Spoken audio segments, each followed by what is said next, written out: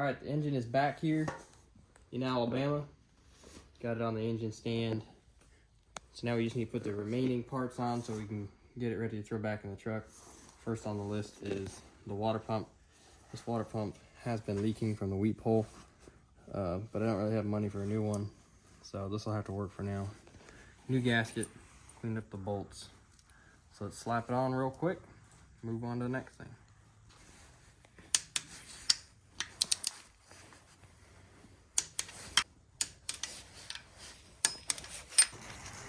Okay guys, we're gonna be taking the Jeep over to Ross's house because he's got concrete to work with, carport, so it'll be a lot easier to put the engine back in over there.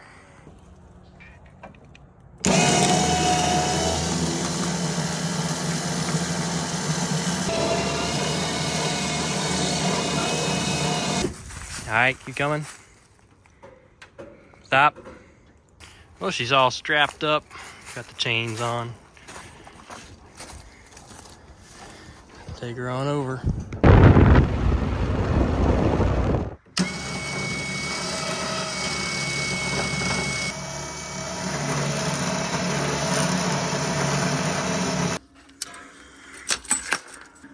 On the way up, the torque converter slipped out a little bit. I forgot to strap it like an idiot.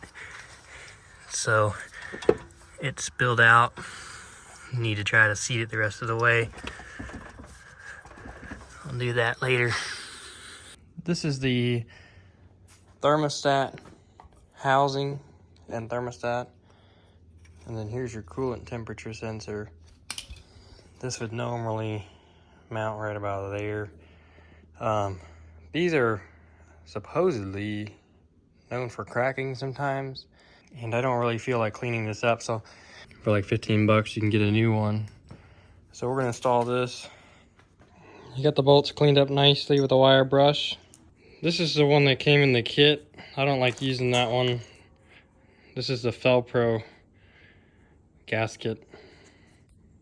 These two bolts get a 16 foot-pounds.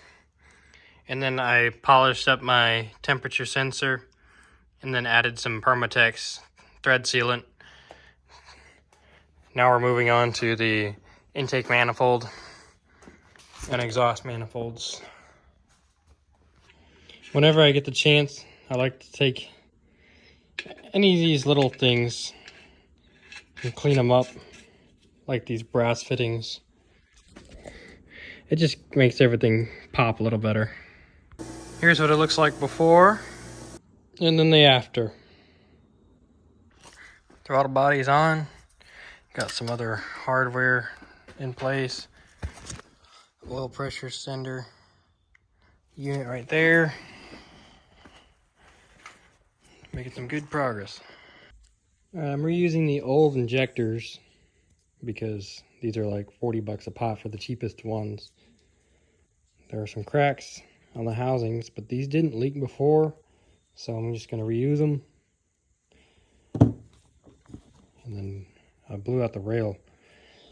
There looked like a little bit of, I don't know if it was rust or just particles, but whatever it was, it's blowing out now, so hopefully this thing still works good. I may end up having to get new injectors in the future, but for now we're just going to rock with these. One tip to getting these new O-rings seated is to put an engine oil on them. Then you should be able to just kind of push it in. Just rock it back and forth a little bit. There we go. 1.3.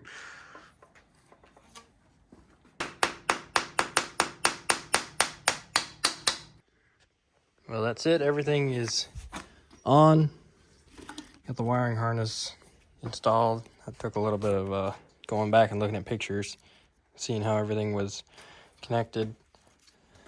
But everything's accounted for. So all we gotta do now, put the flex plate on, and then drop it in the Jeep. And then we've got a very fancy engine lift in here. The Jeep's been positioned where we want it. Now all we got to do is drop it in. One thing I am going to do is these exhaust downpipe bolts. From the factory, they've got these little cheap, flimsy kind of metal things that are stamped into it to help lock it in place.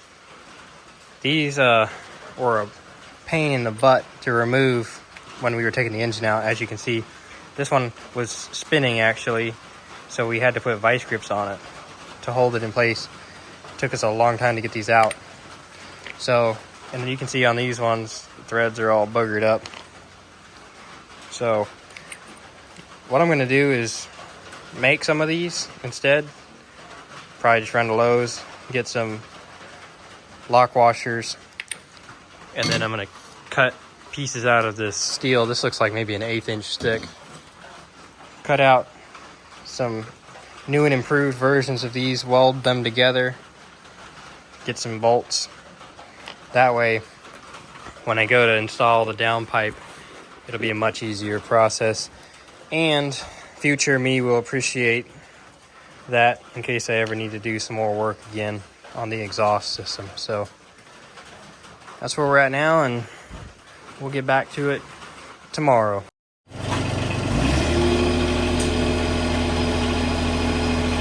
Wish they had a swivel for this thing.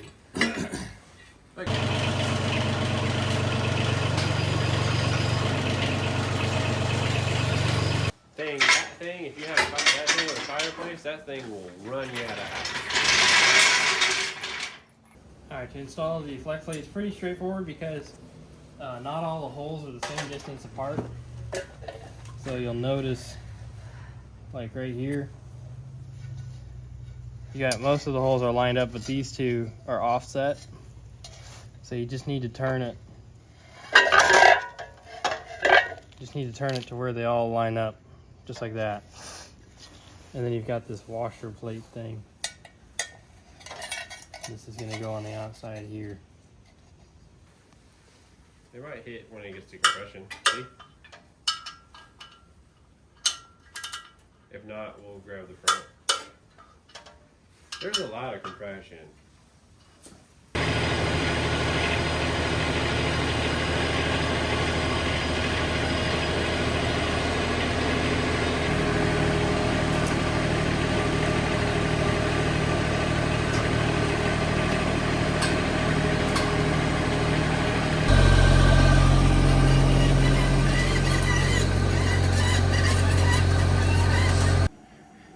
Transmission's completely connected to the engine now. Got the torque converter bolts in there. All the wiring harness from the firewall back is done to the transfer case and transmission. So the braces are in.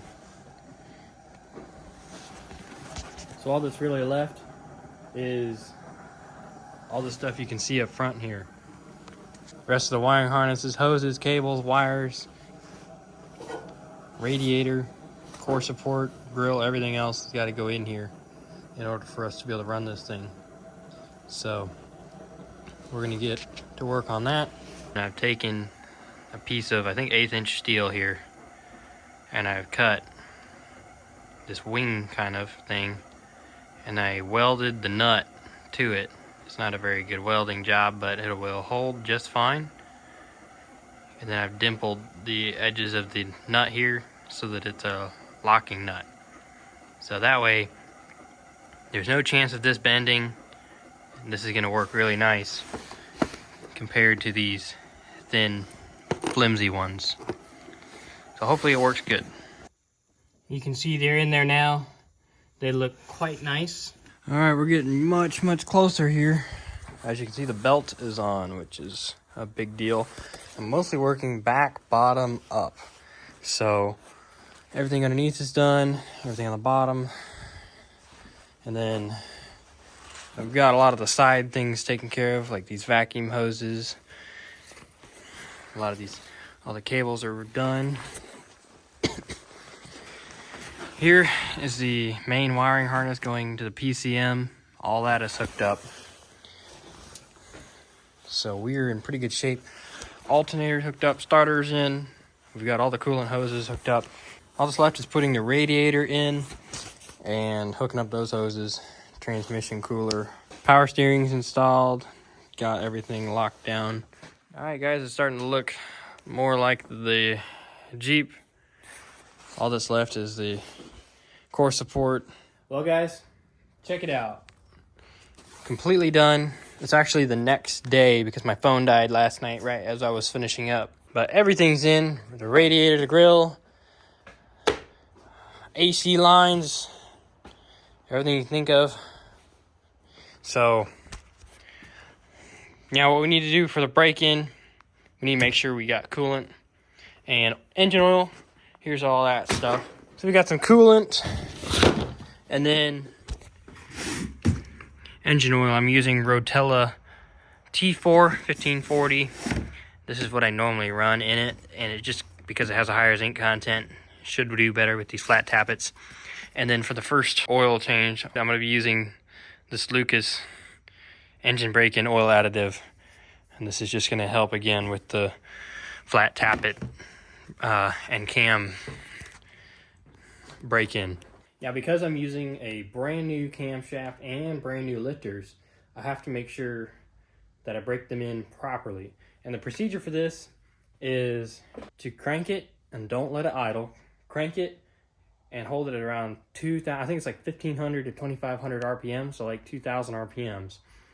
And hold it there for 20 minutes and just let it, I guess, do its thing, break in and everything.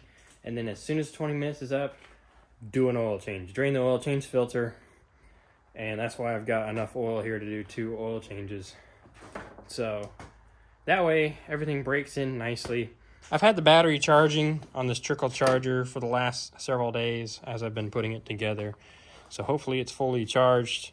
Go ahead and put our cables on because I just want to make sure everything electrical works. Make sure that my scanner can connect to the PCM because if it doesn't, then, you know, we've got some electrical problems that maybe aren't hooked up right. But generally everything is pretty easy to hook up. So it's hard to miss something, I would think. So we'll tighten these down and then we'll go check, make sure we got power. Perfect, we're all hooked up. I see we've got power to the cigarette lighter. I don't know why my dome lights didn't turn on though. That's a little worrying.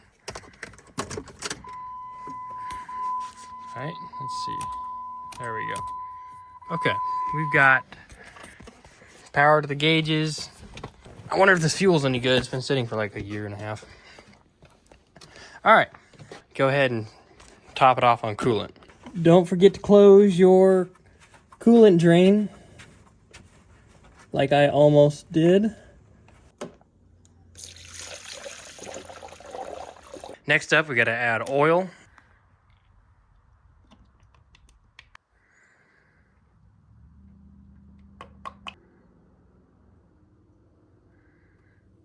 Now I've got 6 quarts of oil in there. I'm gonna prime the oil system before I actually crank it. So to do that, I'm going to be pulling the injector fuse and the fuel pump just to be safe.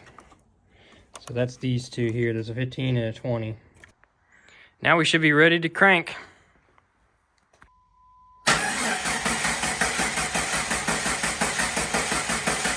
didn't see any oil pressure. I know when I did my truck, it took it a second to.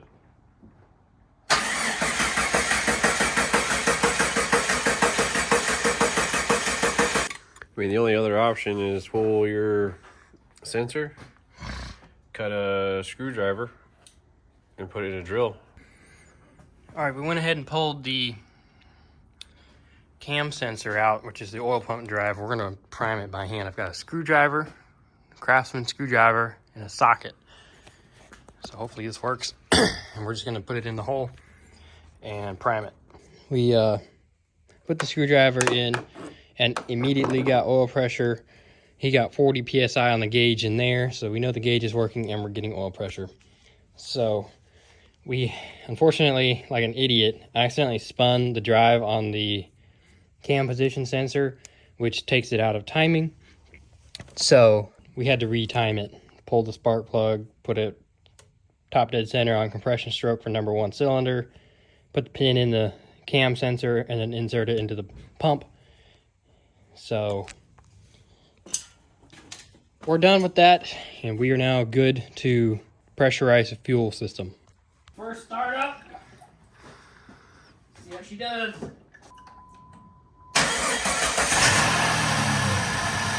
Oh yeah.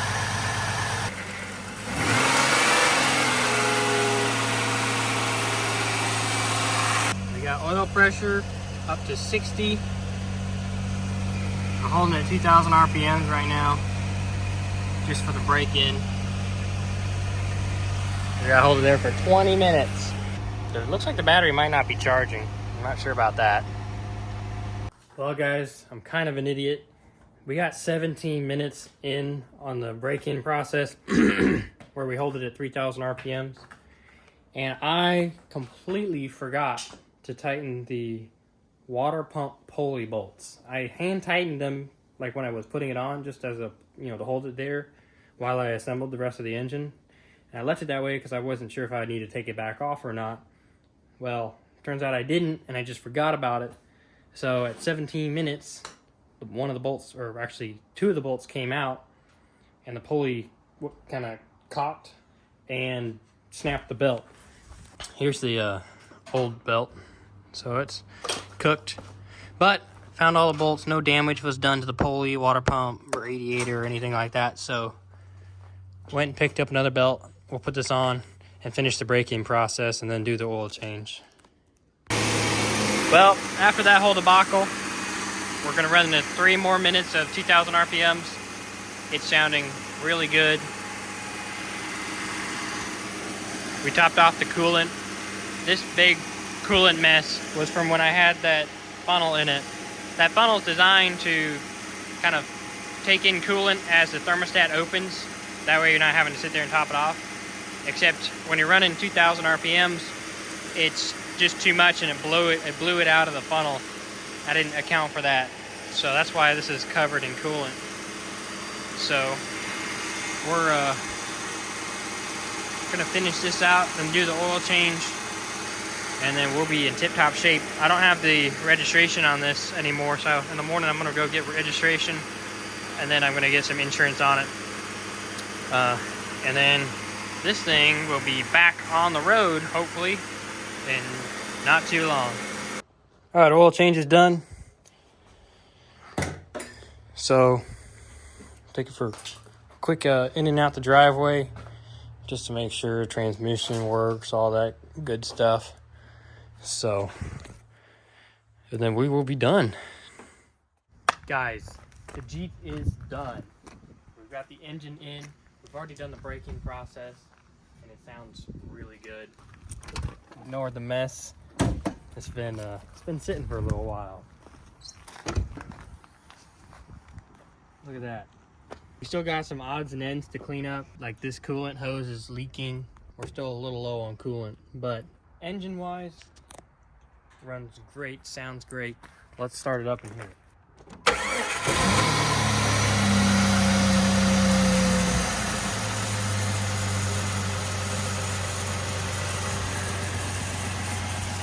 That knock is gone.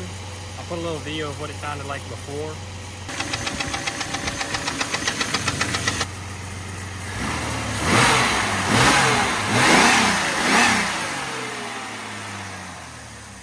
Alright, we're going to go over the costs, and I'm going to try to get this as close to the actual real world cost, because I can sit here and give you the part costs, but if that doesn't include taxes and, engine oil and filters and stuff like that, then you won't have an accurate representation of how much it costs.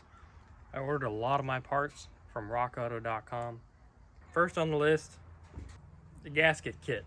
So this is all the gaskets we needed: front, rear mains, head gasket, oil pan gasket, valve cover gasket, all that good stuff. That came out to $149.79. The cylinder head bolts, you can only reuse them once, and I already reused them from a head gasket job before, so I had to get new ones. Those for $34.89. And then I had to get a new camshaft, and when you get a new cam, you need new lifters. At least that's what they say. I went ahead and got both. So for the whole kit of new cam lifters, that was $352.79. The timing chain was really wore out, and so I needed to get a new one of those. That was $23.79. I also had to get the timing chain damper that was cracked. That was $4.46. This wasn't necessary, but I went ahead and upgraded it. We got a new oil pump, a high volume oil pump. That was $97.79, and that came with the pickup tube as well. And then the necessities, like the rod bearings, were standard. I got those for $40.79. The crankshaft main bearings were also standard. Those were $82.79. This was also just an upgrade part. I didn't have to have it, but I got a new oil drain plug for $1.85. I also got a bottle of Lucas engine assembly lube for $2.94. I was able to use a Rock Auto discount code, which saved me $39.60, and shipping was $34.98. Tax was $60.20. So that came out with this order total being $847.56. And then I've got the invoice from the machine shop. The machine shop polished the crankshaft and checked the size. It was a standard all the way across. Standard main, standard rods. That was $85. Connecting rods, he reconditioned them and pressed in new wrist pins. So that was $72 for the recondition and $60 for the wrist pins installation. Cylinder block, he degreased it, cleaned it. That was $100. That was also, the bore size was standard. We didn't have to go oversized at all. He honed the cylinders for $175. And then he installed new cam bearings. That was $85. And then he did the heads. He did all the valve work and resurfaced the head. That was $192 for the valve job and $80 for the resurfacing. And then he sourced these parts, the valve seals, which were $12, the cam bearings, which were $24, the free plugs, which were $9, and then we used sealed power pistons and rings, and that was $247 for the pistons and the rings. Okay, and then we obviously had to have the engine oil and filters and coolant to top everything off for the startup procedure. That came out to $166.76 from O'Reilly's. And then one other thing I had to order was a new thermostat and thermostat housing. This piece right here. This right here, because the old one was leaking. And that came out to $15.37. So the total for the machine shop work and the parts that they sourced, the parts I ordered off of Rock Auto, and any of the miscellaneous I had to get, like O'Reilly's, you know, all the oil and filter and stuff like that. Total, start to finish, complete rebuild cost was $2,003.93. As I'm editing this video, I realized that somehow I messed up the numbers there. The actual total cost was $2,170.69.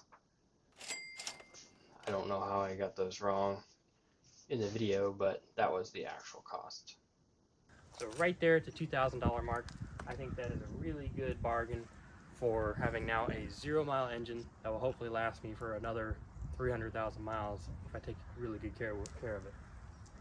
I want to give a special thanks to Ross's dad again for letting me use his shop and his tools, his time for making this happen. I want to thank Ross for his help. He's kind of out there in the cold while I put the engine in and all that stuff, and Hannah for filming most of these shots. So it worked out really nice, and thank you guys for watching, and hopefully we'll see you on the next one.